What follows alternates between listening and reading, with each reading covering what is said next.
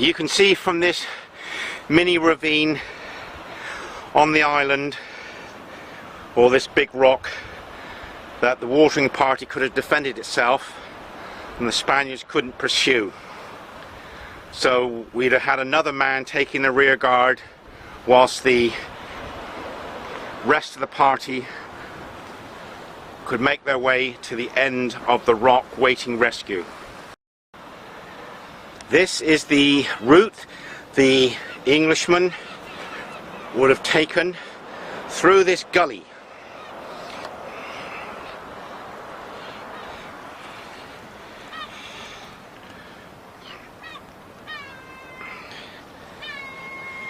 In the footsteps of Drake's men fleeing for their lives, knowing that Richard Menevie would not be joining them. This is truly a footstep, blow by blow footstep recreation of the plight of the English as they fled over this rock. And they would have been rescued right here on the left hand side of this point.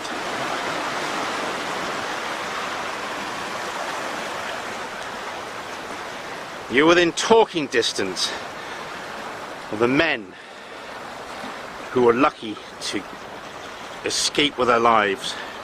And from here we zoom back to the lifeguard stand from where the water was procured at a high price.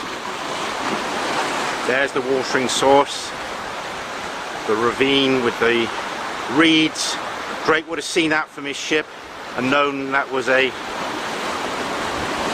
indicator for the location of water.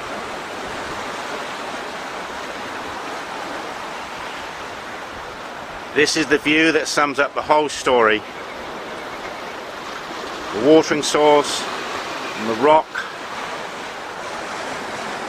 Herradura, the entrance, the Golden Hind anchored in the middle of the picture, and Drake's men rescued exactly here. It's not often you can tell a Drake story within earshot of somebody's voice, of where the story literally unfolded step by step away from the camera. This is truly an exciting, dramatic, emotional recreation from a Drakeologist who now has the chance to pay tribute to the bravery of Richard Menevie in December 1578. My feet are in the exact position where Drake's watering party were getting on board the skiff that Drake had sent them from the Golden Hind in the middle of the picture. Drake was watching this drama unfold from the ship. And here, right at the end of the rock, is where the men were embarked. And if I can turn around without falling over or slipping into the sea, this is where the rescue occurred.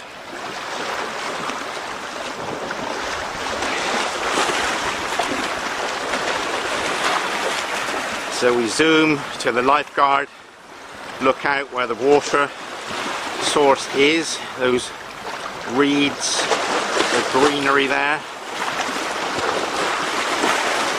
We pan to the rock.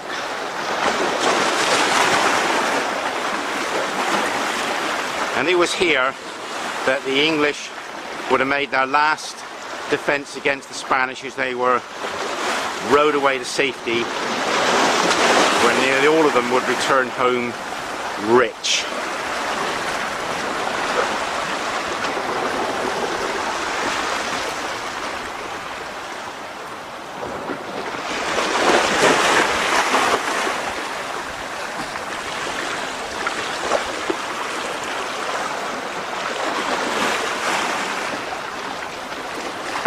I'm trying to turn around without slipping into the sea.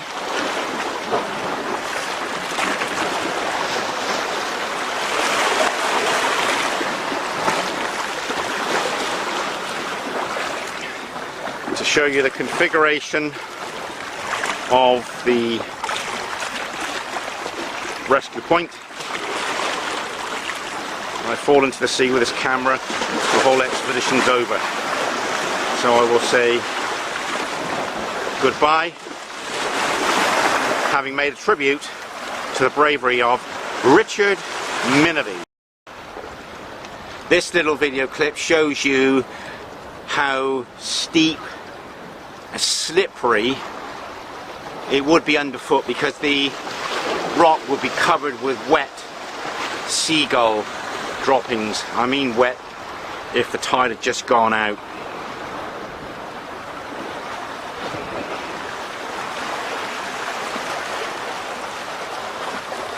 I think the tide's going out, so I should be able to get back onto land dry with my camera intact.